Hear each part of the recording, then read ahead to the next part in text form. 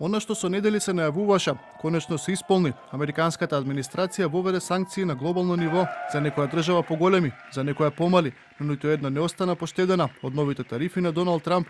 Со новите мерки, увозот од Кина, кој веќе подлежи на царини од 20%, во иднина ќе има дополнителни давачки од 34%, 24% за увоз од Јапонија, 26% од Индија, 25% од Јужна Кореја и 20% за Европската Унија.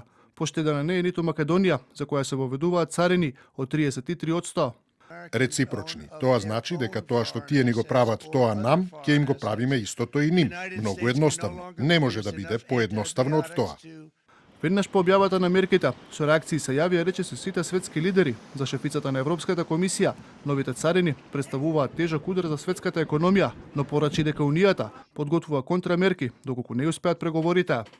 Глобалната економија ќе претрпи сериозни штети, неизвестноста ќе се зголеми, а тоа ќе предизвика нов бран протекционизам.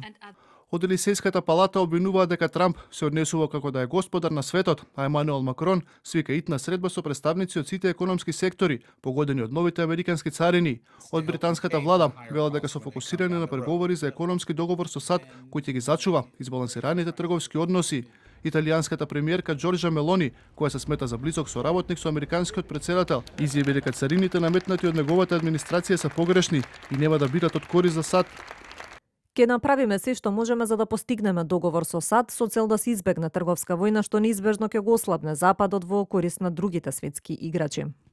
За австралискиот премиер Ентони Албанезе, новите американски царини се целосно неоправдани и предупредува дека тие ќе ја променат перцепцијата за односите меѓу двете држави.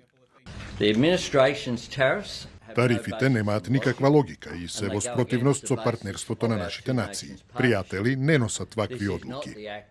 Од кинеското министерство за трговија ги повикаа САД веднаш да ги повлечат царините и соодветно да ги решат трговските спорови. Кина цврсто се противи на овој потег и ќе преземе решителни контрамерки за да ги заштити своите права и интереси. Во однос на земјите од регионот, Србија е меѓу државите за која американската администрација воведе невисоки царини. Според Белата куќа, ваквата одлука се должи на фактот дека Србија има царини во висина од 74% за сите американски производи. Од другите држави, за Косово и Албанија, се воведуваат тарифи во висина од 10%.